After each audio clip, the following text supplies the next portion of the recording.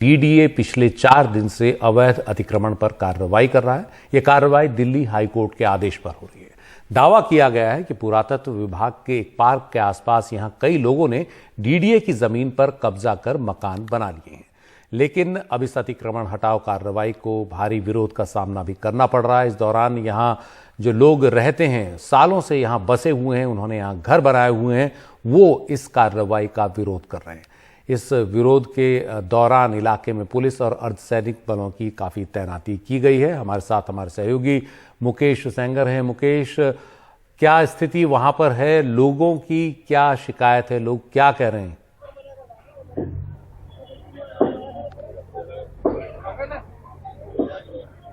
देखिए, जो डीडीए की टीम है वो आज सुबह से लगातार जो कार्रवाई है तोड़फोड़ की वो कर रही है और अभी भी कार्रवाई जारी है। आप देखिए कि ये जो पूरा घर था जिसके नीचे बहुत सारी दुकानें थी, इन दुकानों को बुलडोजर के जरिए ध्वस्त कर दिया गया है और पूरे घर में तोड़फोड़ की गई है। आज सुबह से इस पूरे इलाके में करीब 10 से ज्यादा मकान और दुकानों को तोड़ा गया है। ये कार्रवाई महरौली इलाके में बीते 4 से 5 दिनों से लगातार जारी है। हालांकि लोग इसका भारी विरोध कर रहे हैं, लेकिन उसके बाद भी जो डीडीए और दिल्ली पुलिस है वो लगातार कार्रवाई कर रही है। डीडीए का ये दावा है कि जो एएसआई की प्रॉपर्टी है, आर्कियोलॉजिकल ऑफ इंडिया की जो प्रॉपर्टी है, उसके आसपास ये लोग अवैध तरीके से बसे हुए थे। ये जमीन डीडीए की है, ऐसा डीडीए का दावा है और इसी को लेकर जो लगातार कार्रवाई है वो चल रही है। हालांकि आप देखें कि किस तरह से इस कार्रवाई के बाद किस तरह से लोगों के मन में गुस्सा है। आप देखिए कि जो ये मकान तोड़ा जा रहा है, इस मकान में रहने वाले लोग घर के बाहर आ गए हैं। महिलाएं यहाँ पर बिलख बिलख कर रो रही हैं, बच्चे हैं। घर से सभी लोगों को पुलिस ने बाहर निकाल दिया था और लोगों को सामान निकालने तक का मौका नहीं मिला और ये लोग फिलहाल घरों के बाहर बैठे हैं। इनका सामान घर के अंदर रह गया था और यहाँ पर आप देखिए कि किस तरह से लोग परेशान हैं। ये लोग जो ये कार्रवाई हो रही है उसके खिलाफ दिल्ली हाईकोर्ट भी गए हैं, लेकिन अभी वहां क्या कुछ हुआ है ये साफ नहीं है। मैं कोशिश करता हूं कुछ लोगों से बात करने की जो यहाँ पर मौजूद है, जिनके घर टूटे हैं। सर, ये जो कार्रवाई हो रही है, क्या आपको पहले नोटिस दिया गया था या फिर ये लोग अचानक आए? कोई पर्सनल नोटिस नहीं आए हैं। अच्छा। कोई भी नोटिस नहीं आए हैं। लवारिस नोटिस सड़कों पे कहीं चिपका दिए गए हैं और कार्रवाई शुरू कर दी गई है। अच्छा। तो आज सुबह अपने सामान निकाल लिया था या फिर सामान निकालने का भी मौका? सामान अंदर ही पड़ा हुआ है अभी भी। अच्छा। कब से आप लोग यहाँ पर रह रहे थे? कितने साल हो गए? 60 सालों से हमारे पास प्रॉपर्टी है इसकी। 65 सालों से। 59 से इसके पेपर्स हैं हमारे पास कस्टोडियन के। तब से रह रहे हैं। कुल कितनी दुकानें थी इसमें जो तोड़ी गई हैं? आपके सामने ही है, लगा लीजिए कम से कम 40-50 दुकानें होंगी और कम से कम 25-30 फैमिलीज रह रही होंगी ऊपर। जी, आप ही यहीं रहते हैं अंकल? नहीं, मैं टगोर गार्डन रहता हूँ। मेरे साला ही है, ये साले का मकान। तो कब से ये लोग रह रहे थे यहाँ? ये 55 साल से ही यहीं रहते। अच्छा। तो उसकी रजिस्ट्री वगैरह थी पहले से? बिल्कुल है, सब कुछ है, हर चीज है, हौसला के पड़ते हैं। अच्छा। सब कुछ भरा हुआ है। तो आप देखिए कि किस तरह से यहाँ पर ये जो परिवार है, चाहे बच्चे हों, महिलाएं हों, ये सभी लोग घरों के बाहर हैं और जो पूरा मकान है वो तोड़ा गया है। आप देखिए कि किस तरह से परिवार के सभी मेंबर घर के बाहर खड़े हुए हैं। मैम, सुबह जब ये लोग तोड़ने आए थे, कुछ बताया था आपसे या कोई नोटिस पहले दिया गया था? बार बार न्यूज में बोलने का क्या फायदा? आप मुझे ये बताओ, मेरा घर तो टूट गया। बार बार एक चैनल आएगा, एक चैनल को अब ये बताएंगे हमारे साथ क्या क्या हुआ। अब वो हमारे सामान देखो ना, बाहर पड़े। हम कुछ सामान गुरुद्वारे में रखे, हमारे में पक्की रजिस्ट्री, सब कुछ पक्का, हमारे पास सब कागज पक्के। एसडीएम ऑफिस से रजिस्ट्री और ये बिजली का बिल है, मीटर है, हाउस टैक्स भरो। मेरे बच्चों पैदा हुए 40 साल से हम यहाँ आए और कोई डीडीए की लैंड नहीं है, कस्टोडियन लैंड है, ऑक्शन में खरीदी हुई, और आप फिर ये काम कर रहे हो। अरे कुछ नहीं है, सब बेकार है। किस तरह से सब बेकार। परिवार के जो मेंबर हैं, जो मकान तोड़े गए हैं, किस तरह से महिलाएं सड़कों पर हैं अपने बच्चों के साथ में। यहाँ पर कई परिवार रह रहे थे जिनके मकानों को और दुकानों को तोड़ दिया गया है और अभी भी आप देखें कि जो डीडीए के बुलडोजर्स हैं वो लगातार यहाँ पर कार्रवाई कर रही हैं।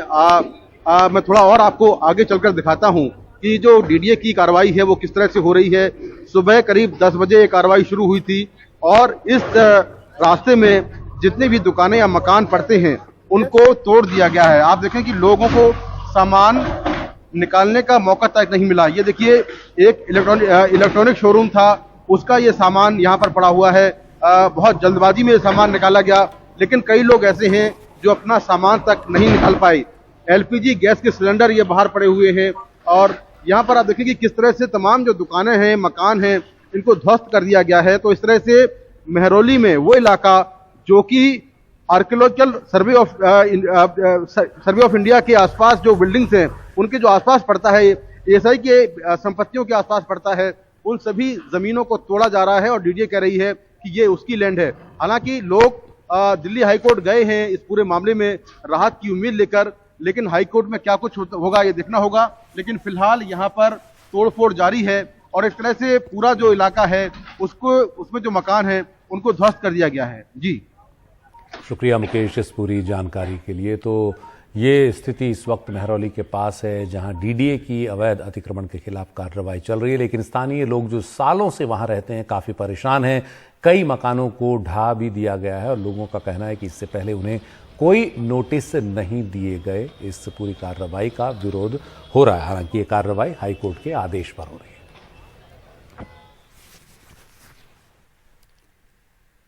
लोकसभा सचिवालय ने कांग्रेस सांसद राहुल गांधी को पत्र लिखकर विशेषाधिकार हनन के नोटिस पर जवाब मांगा है। ये नोटिस बीजेपी सांसद निशिकांत दुबे और संसदीय कार्य मंत्री प्रहलाद जोशी ने दिया है। लोकसभा सचिवालय ने राहुल गांधी से कहा है कि वो 15 फरवरी तक अपना जवाब दाखिल करें। 7 फरवरी को लोकसभा में राष्ट्रपति के अभिभाषण पर धन्यवाद प्रस्ताव पर चर्चा के दौरान राहुल गांधी पर प्रधानमंत्री नरेंद्र मोदी के खिलाफ अवमानना, असंसदीय शब्द और गलत और भ्रामक तथ्य रखने के आरोप हैं। अनाप शनाप बेबुनियाद आरोप जो लगाते हैं, इसके लिए ऑथेंटिकेट तो करना पड़ेगा। ऑथेंटिकेट भी नहीं करते हैं और बेबुनियाद आरोप लगाते हैं। We are all answerable to the people of this country. कई बार रिफ्रेश नोटिस इस तरह का दिया जा चुका है, लेकिन कभी कार्रवाई नहीं होती है। सर ये नोटिस तक की बात है, इस बार होता है। इस बार कार्रवाई होगी सर? हाँ जी। लोकसभा में जो राहुल गांधी को चिट्ठी लिखी गई है, जवाब मांगा गया है सर। नहीं, देखो जो पब्लिक डोमेन में है, जो सभी लोग कहते हैं, लिखते हैं, आप लोग जो बोलते हैं, वही बात उन्होंने कही है, उसमें कोई अनपार्लियामेंट्री नहीं है, इसीलिए उसका जवाब वो देंगे। और इस मसले पर ज्यादा जानकारी के लिए हमारे साथ हैं हमारे सहयोगी हिमांशु शेखर। हिमांशु, ये जो प्रक्रिया अवमानना की शुरू की गई है और एक तरह से राहुल गांधी को इसमें निशाना बनाया गया है, राहुल गांधी निशाने पर है, विशेषाधिकार हनन, माफ कीजिए, विशेषाधिकार हनन की शुरू की गई है और राहुल गांधी इसमें एक तरह से उन्हें पत्र दिया गया है। तो क्या आगे कार्रवाई होगी इसके बाद? 15 मार्च तक उन्हें जवाब देना है, तो 1-2 ही दिन रह गए। देखिए, प्रिविलेजेस कमेटी के काम करने का एक बहुत ही तय तरीका है और सबसे पहले जिस भी सांसद के खिलाफ कोई आरोप होता है, जिसमें ये आरोप लगता है कि उन्होंने जो विशेषाधिकार है उसका हनन किया है सदन का, तो उन्हें पहले नोटिस दिया जाता है और एक मौका दिया जाता है कि वो अपनी बात रखें। और ये बहुत महत्वपूर्ण होगा देखना कि राहुल गांधी जिन सवालों को पर उनसे मांगा गया है, जवाब मांगा गया है, उस पर राहुल गांधी अपनी क्या बात कमेटी के सामने रखते हैं और उसी के आधार पर फिर आगे कमेटी तय करेगी कि इस मामले में क्या कुछ और सबूत इकट्ठा करना जरूरी होगा, क्या कुछ और सांसदों से भी इस बारे में सवाल जवाब करना होगा, क्योंकि ये मामला बहुत ही संवेदनशील है। और आज राज्यसभा में भी हमने देखा कि पिछले कई दिन से जो सवाल मल्लिकार्जुन खड़गे उठा रहे थे, आज भी वो खड़े हुए और उन्होंने कहा कि मैंने कुछ भी अनपार्लियामेंट्री, असंसदीय नहीं कहा था, लेकिन मेरे बयान को भी एक्सपंज किया गया है। तो इस तरह की जो कार्रवाई लोकसभा सेक्रेटेरिएट की तरफ से हुई है और राज्यसभा चेयरमैन ने भी जिस तरह से मल्लिकार्जुन खड़गे के बयान के कुछ हिस्सों को एक्सपंज किया है, इसके बाद जो टकराव है सत्ता पक्ष और विपक्ष के बीच, वो काफी ज्यादा बढ़ गया है और इस पर राज्यसभा में काफी ज्यादा हंगामा भी हुआ है। ये काफी कुछ निर्भर करेगा कि अब राहुल गांधी आगे क्या रणनीति अख्तियार करते हैं, क्योंकि उन्हें उन सवालों का जवाब अब देना होगा जो हमने पार्लियामेंट्री अफेयर्स मिनिस्टर का बयान भी सुना है। और उसके बाद फिर प्रिविलेजेस कमेटी जो है इस मामले में जो और लोग वहां पर मौजूद थे, जो रिकॉर्ड्स हैं हाउस के, जो वीडियोस हैं, उन सब की एग्जामिनेशन भी की जाएगी। तो इसमें समय लगेगा, लेकिन फिलहाल देखना बहुत महत्वपूर्ण होगा कि राहुल गांधी जो खुद इस मामले में सवाल उठा चुके हैं कि मेरा बयान क्यों एक्सपंज किया गया। खुद वो सवाल उन्होंने कई बार उठाया है जब से उनका बयान एक्सपंज हुआ है। तो अब देखना बहुत महत्वपूर्ण होगा कि राहुल गांधी इस पर आगे क्या पहल करते हैं। उसके बाद फिर प्रिविलेजेस कमेटी जो कुछ भी जवाब राहुल गांधी देंगे उसकी समीक्षा करके फिर आगे अपनी रणनीति जांच की तय करेगा। लेकिन जरूर है ये कि जिस तरह से राष्ट्रपति के अभिभाषण के दौरान लोकसभा में राहुल गांधी और राज्यसभा में मल्लिकार्जुन खड़गे के बयान के कुछ हिस्सों को सदन के रिकॉर्ड से हटाया गया है, इसके बाद सत्ता पक्ष और विपक्ष के बीच टकराव बहुत ज्यादा बढ़ गया और राज्यसभा में आज कोई भी कामकाज नहीं हो सका। सुशील जी, शुक्रिया हिमांशु इस पूरी जानकारी के लिए।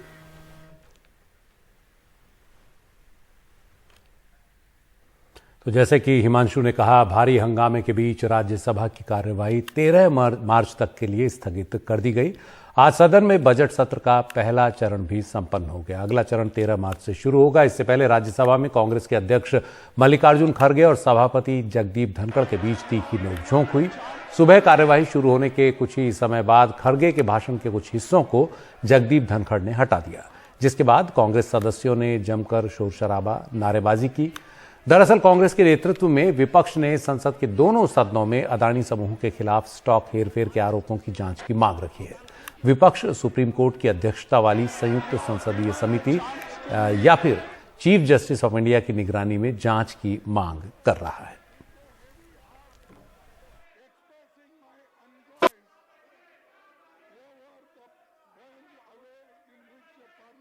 I rise today with a heavy heart, expressing my unjoys over the burned away in which the parliamentary traditions and rules of procedure, the undemocratic, unparliamentary words expunged of my remarks in regarding to our speeches on motion of thanks on the President.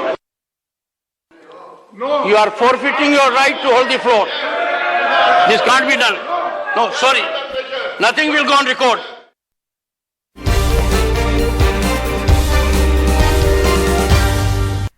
Rajasthan के मुख्यमंत्री अशोक गहलोत के OSD Lokesh Sharma की मुश्किलें एक बार फिर बढ़ रही हैं। दिल्ली पुलिस की क्राइम ब्रांच ने फोन टैपिंग केस में उनसे पूछताछ की है। इससे पहले भी पुलिस 2 बार उनसे लंबी पूछताछ कर चुकी है। आपको बता दें, दिल्ली पुलिस ने लोकेश शर्मा की गिरफ्तारी से अंतरिम राहत हटाने की याचिका दिल्ली हाईकोर्ट में दायर की है, जिस पर 20 फरवरी को सुनवाई होगी। केंद्रीय मंत्री गजेंद्र सिंह शेखावत ने दिल्ली क्राइम ब्रांच में लोकेश शर्मा के खिलाफ फोन टैपिंग का आरोप लगाकर केस दर्ज कराया था। पूछताछ के बाद हमारे सहयोगी मुकेश सेंगर ने गहलोत के ओएसडी लोकेश शर्मा से बात की। राजस्थान के मुख्यमंत्री अशोक गहलोत के ओएसडी मेरे साथियों से बात करते हैं। लोकेश जी, आज आपसे पूछताछ हुई, क्या कुछ पूछा गया आपसे?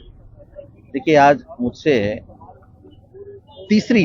मैं तीसरी बार यहाँ पूछताछ के लिए शामिल हुआ हूँ। मुझे पहले 5 नोटिस मिले, जिनमें से मैं 2 बार यहाँ उपस्थित हुआ और लगभग 4-4 घंटे की पूछताछ में शामिल हुआ। कल मुझे परसों शाम को ईमेल पर नोटिस आया, जिसमें आज, यानी आप देखिए कितनी जल्दी इस तरीके का एक नोटिस देके अगले ही दिन, संडे कल का रहा और 1 दिन का समय देते हुए मुझे यहाँ पर बुलाया गया। लेकिन फिर भी मैंने सहयोगी रुख अपनाते हुए, मैं हर बार सहयोग करता हूँ।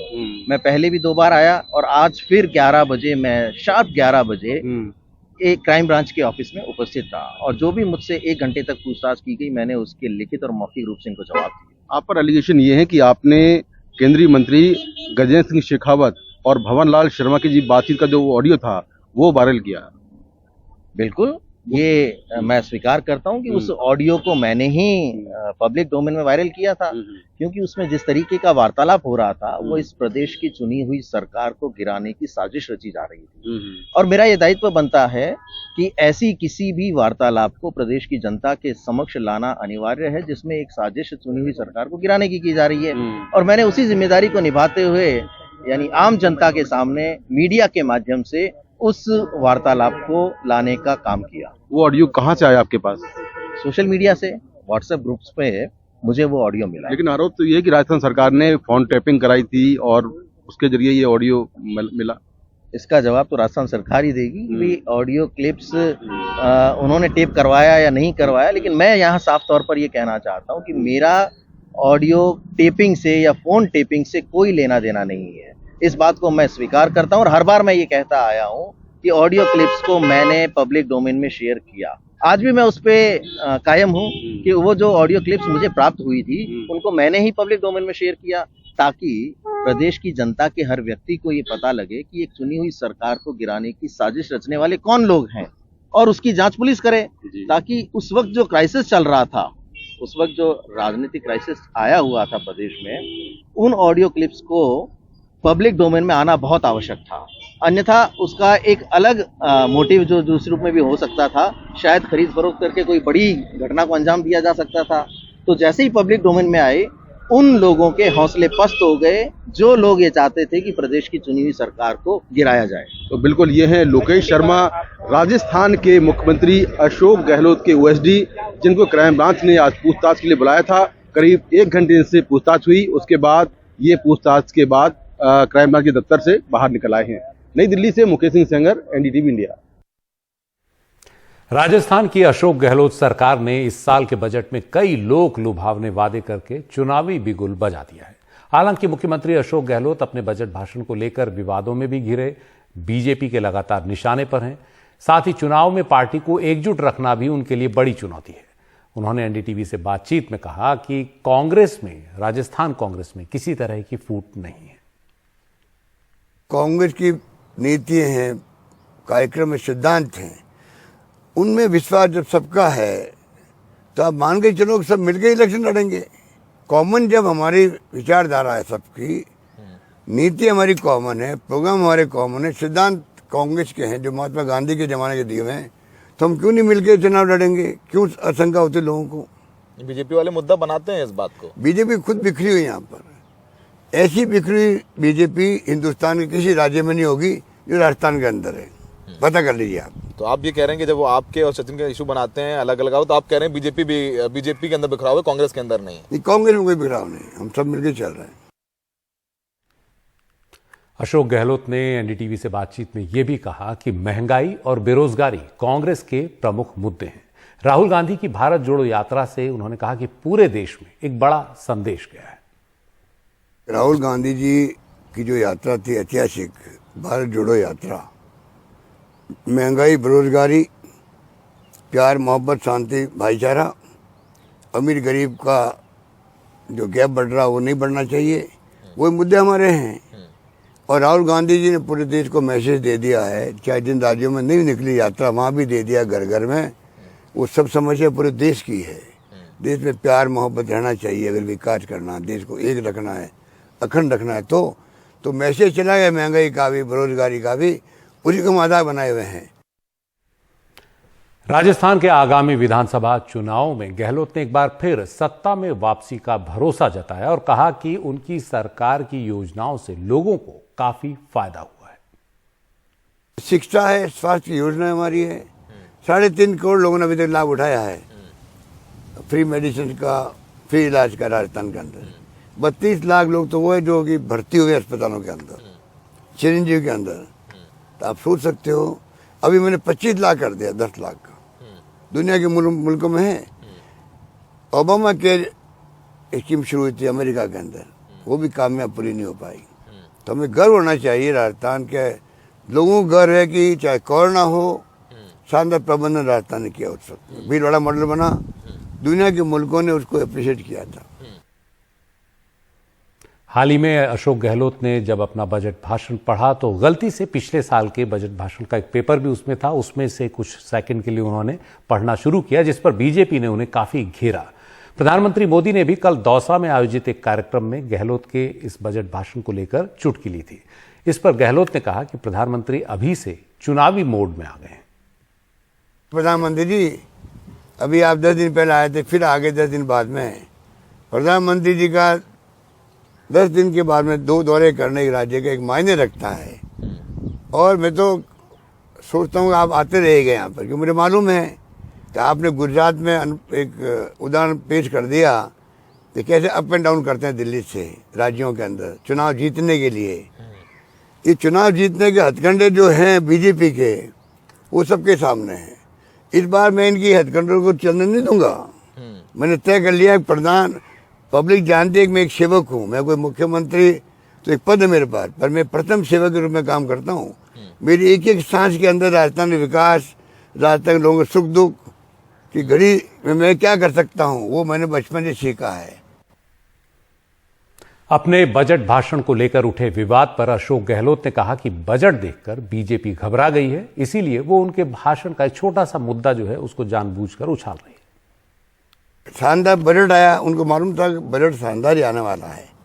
घबराए हुए थे सब विपक्ष वाले लोग, और हमने राजस्थान बने पहले प्रचार इस बार इसलिए किया, स्कीमों को पहुंचने में 4-6 महीने लग जाते कई बार, गांव तक, गरीब तक, घर तक।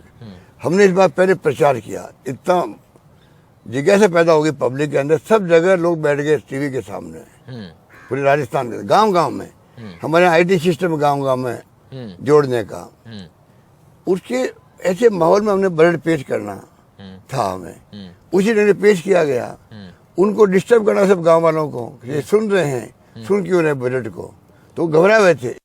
बेंगलुरु में आज से 17 फरवरी तक 5 दिन का एशिया का सबसे बड़ा एयर शो हो रहा है, जिसका उद्घाटन आज प्रधानमंत्री नरेंद्र मोदी ने किया।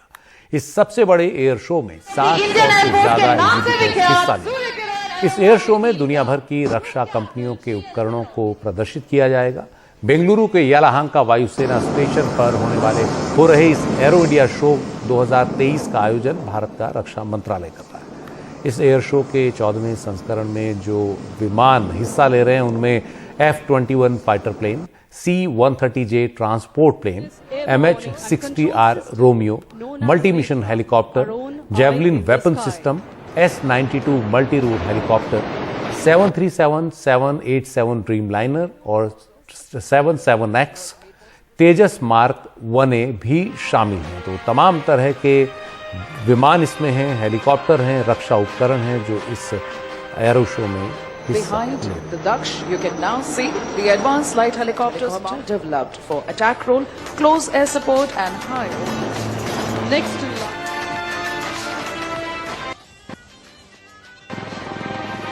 the Indian Air Force के नाम से विख्यात सूर्य किरण एरोबैटिक टीम का the प्रचंड कैप्टन राजीव दुबे। बेंगलुरु का आसमान आज इस बात की गवाही दे रहा है कि नई ऊंचाई, नए भारत की सच्चाई है। आज देश नई ऊंचाइयों को छू भी रहा है और उन्हें पार भी कर रहा है। साथियों, एरो इंडिया का ये आयोजन भारत के बढ़ते हुए सामर्थ्य का उदाहरण है। दुनिया के करीब 100 देशों की मौजूदगी होना दिखाता है कि भारत पर पूरे विश्व का विश्वास कितना बढ़ गया है। देश विदेश के 700 से अधिक एग्जीबिटर्स इसमें अपनी भागीदारी कर रहे हैं। इसने अब तक के पुराने सारे रिकॉर्ड तोड़ दिए हैं। एरो इंडिया की theme the runway to a billion opportunities, जमीन से लेकर आकाश तक हर तरफ नजर आ रही है।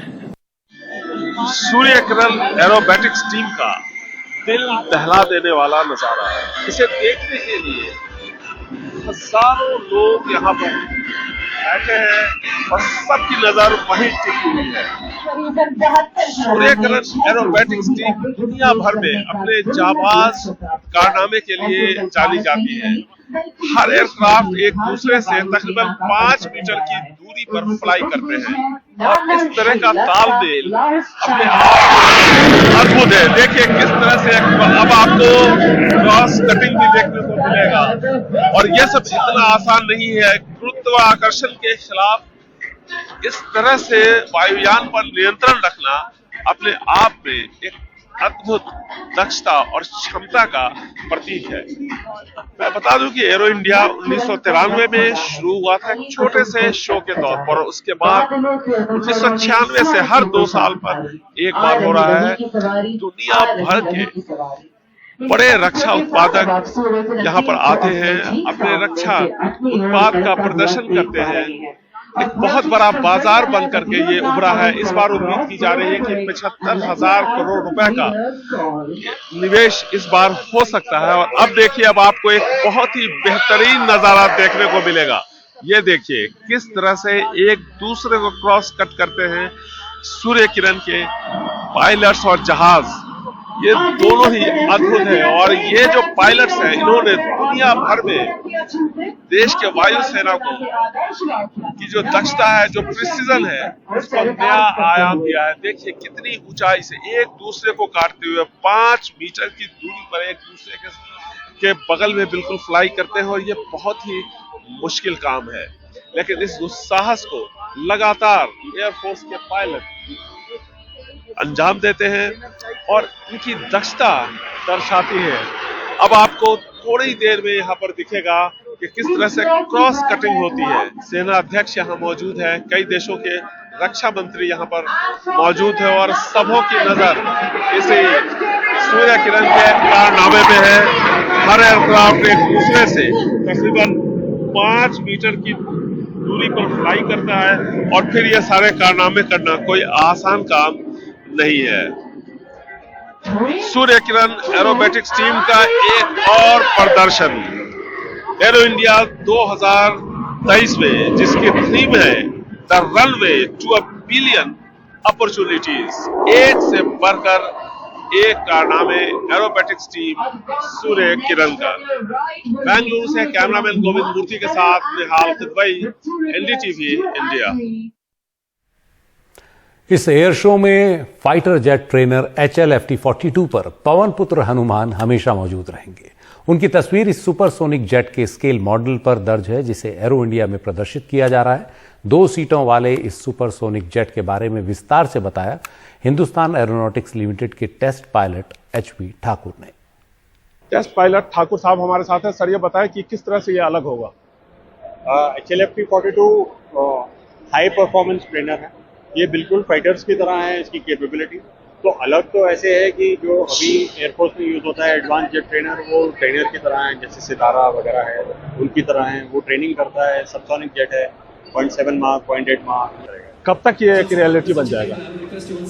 5 साल लगते हैं हमें डिजाइन डेवलपमेंट में। तस्वीर दिख रही है यहाँ पे, ये क्या है? ये है हमारी inspiration of courage and legacy. HL का बहुत ब्यूटीफुल डिजाइन है, बहुत Marut meaning spirit of wind या पवन आप बोल रहे हैं, और पवन पुत्र the rightful son is this one. So this is the aircraft which carries many legacies from HL. One of them is of HF-24, one is from HCL, and all of those combined into one. बहुत बहुत शुक्रिया, thank you very much. HLFT-42 जैसा कि इसका test pilot ने बताया हमें कि 2030 तक ये बिल्कुल पूरी तरह से काम करने लगेगा और नेक्स्ट जनरेशन के जो पायलट हैं उन्हें इसी में ट्रेनिंग दी जाएगी। ये पूरा एयरक्राफ्ट का जो मॉडल यहाँ पर डिस्प्ले किया गया है, तो कुल मिलाकर के देश पूरी तरह से ट्रेनर एयरक्राफ्ट में भी आत्मनिर्भर बनने की कोशिश में 2 कदम और आगे बढ़ा चुका है। बेंगलुरु से कैमरामैन गोविंद मूर्ति के साथ निहाल किदवई, एनडीटीवी इंडिया। दिल्ली में एमसीडी के मेयर पद का चुनाव अब 16 फरवरी को नहीं होगा। 17 फरवरी को सुप्रीम कोर्ट में इस मामले की सुनवाई होनी है। आज चीफ जस्टिस ने एक व्यवस्था दी, कहा कि एमसीडी के मेयर चुनाव में मनोनीत पार्षद वोट नहीं कर सकते हैं। इस बारे में संविधान के प्रावधान बिल्कुल स्पष्ट है। इससे पहले एमसीडी मेयर पद का चुनाव कराने की 3 कोशिशें सदन में हंगामे के कारण नाकाम हो चुकी हैं। उपराज्यपाल ने 16 फरवरी को एक बार फिर बैठक बुलाने को मंजूरी दी थी, लेकिन आज सुप्रीम कोर्ट में हुई सुनवाई में उपराज्यपाल कार्यालय की तरफ से कोर्ट को बताया गया कि चुनाव अब कोर्ट की सुनवाई के बाद ही करवाया जाएगा। एमसीडी में मेयर चुनाव को लेकर 16 फरवरी को जो चुनाव होने थे, जो एलजी ने डेट तय की थी, अब वो चुनाव नहीं होंगे। और एलजी की तरफ से कहा गया है कि जब तक सुप्रीम कोर्ट सुनवाई कर रहा है 16 फरवरी को चुनाव नहीं होंगे। 17 फरवरी को सुप्रीम कोर्ट अहम सुनवाई करेगा आम आदमी पार्टी की इस याचिका पर। और इस सुनवाई में chief justice of India justice DY Chandrachud ने एक बड़ी टिप्पणी की है और कहा है कि ये जो संवैधानिक प्रावधान है वो स्पष्ट है कि मनोनीत सदस्य जो है वो किसी भी तरीके से वोट नहीं कर सकते हैं। हालांकि इससे पहले जो जो विवाद चल रहा था उसमें यह था कि जो पीठासीन अधिकारी बनाई गई थी सत्य शर्मा, उनका ये कहना था कि मनोनीत जो सदस्य हैं 10 वो वोट करेंगे। इसी बात पर एडजन हो गई थी। जो मेयर का चुनाव नहीं हो पाया था, मामला सुप्रीम कोर्ट आ गया था तीसरी बार, और अब सुप्रीम कोर्ट ने एक व्यवस्था तय किया। हालांकि अभी सुप्रीम कोर्ट ने कोई फैसला नहीं सुनाया है। 17 फरवरी की तारीख तय की है कि 17 फरवरी को वो इस तमाम मुद्दे पर अपनी बहस होगी और अपनी सुनवाई सुप्रीम कोर्ट करेगा। तब तक एएसजी संजय जैन जो एलजी की तरफ से पेश हुए थे, उन्होंने कहा कि तब तक कोई भी चुनाव नहीं होंगे। तो बहरहाल जो एलजी ने चिट्ठी भेजी थी कि 16 फरवरी को मेयर के चुनाव होंगे, वो चुनाव टल गए हैं। खाली मेयर के नहीं, डिप्टी मेयर, स्टैंडिंग कमेटी के भी चुनाव होने हैं। लेकिन यहां पर आम आदमी पार्टी की तरफ से कहा गया कि मनोनीत सदस्य कभी भी वोट नहीं कर सकते हैं। सुप्रीम कोर्ट ने भी इसकी पुष्टि की, संविधान के संवैधानिक प्रावधान यही कहते हैं। लेकिन जो दूसरा पक्ष था एलजी की तरफ से और बाकी लोग, उनका ये कहना था कि उनकी बात भी सुने जाए। कुछ प्रावधान है जो कहते हैं कि स्टैंडिंग कमेटी में जो चुने गए हैं वो वोट कर सकते हैं। तो काफी अहम मसला है, संवैधानिक मसला है ये। इसी को लेकर सुप्रीम कोर्ट ने सुनवाई अपनी टाली है। लेकिन ये साफ कर दिया है कि अभी चुनाव मेयर के नहीं होंगे दिल्ली में। और आम आदमी पार्टी के लिए ये एक बहुत बड़ी राहत है कि सुप्रीम कोर्ट खुद ऐसी टिप्पणी कर रहा है कि मनोनीत सदस्य पार्षद जो है वो वोट नहीं डाल सकते, क्योंकि आम आदमी पार्टी का बार बार यही कहना है कि सुप्रीम कोर्ट दखल दे, पारदर्शी और निष्पक्ष चुनाव कराने के लिए वो आगे आए और आदेश दे कि मनोनीत सदस्य पार्षद जो वोट नहीं डालेंगे। पीठासीन जो अधिकारी हैं सत्ता शर्मा जो नियुक्त की गई थी उनको भी हटाया जाए, और इसके अलावा जो डिप्टी मेयर और स्टैंडिंग कमेटी के जो चुनाव है उसमें भी सुप्रीम कोर्ट इस मामले में भी दखल दे। तो एक अहम सुनवाई 17 फरवरी को सुप्रीम कोर्ट में होने जा रही है। नई दिल्ली से आशीष भार्गव, एनडीटीवी इंडिया।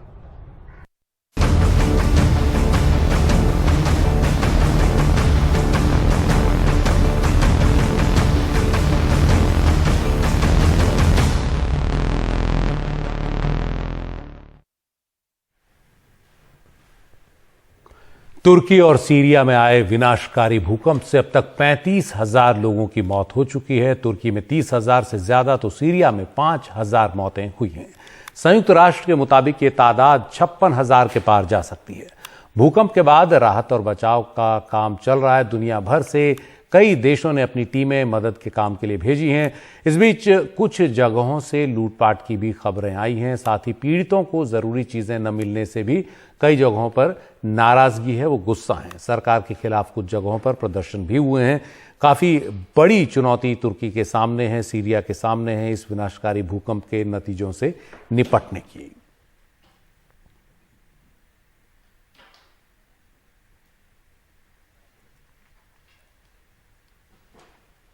तुर्की के अंताकिया शहर में 10 साल की एक बच्ची को 147 घंटे के बाद मलबे से जिंदा बाहर निकाला गया है। उसे अस्पताल ले जाया गया। मलबे में अब भी कई और जिंदगियां दबी हुई हैं, जिन्हें बचाने के लिए बचाव अभियान लगातार चल रहा है। कई देशों की टीमें इसमें पहुंची हैं अपनी अपनी विशेषज्ञता के साथ, खास उपकरणों के साथ, जो मलबे के नीचे इस बात का पता लगा सकें कि वहां कोई जिंदगी है या नहीं। और भारत भी इसमें एक बड़ी भूमिका निभा रहा है।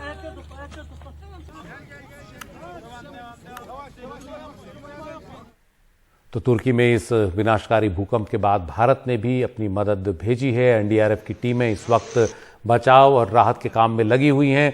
भारतीय सेना के खोजी कुत्ते भी इस टीम में शामिल हैं, जो लगातार मदद में जुटे हुए हैं। इनमें से 2 खोजी कुत्ते हैं, जूली और रोमियो। इन्होंने मलबे में फंसी 6 साल की एक बच्ची को सुरक्षित निकालने में मदद की। ये दोनों लगातार राहत बचाव के काम में युद्ध स्तर पर जुटे हैं और इस बात का पता लगा लेते हैं कि मलबे के नीचे कहीं कोई जिंदा है या नहीं, और इनके इशारे पर फिर आगे एनडीआरएफ की टीमें वहां मलबे के नीचे उन जिंदगियों की तलाश करती है। और इसी के क्रम में 6 साल की एक बच्ची भी जिंदा मलबे से निकाल ली गई।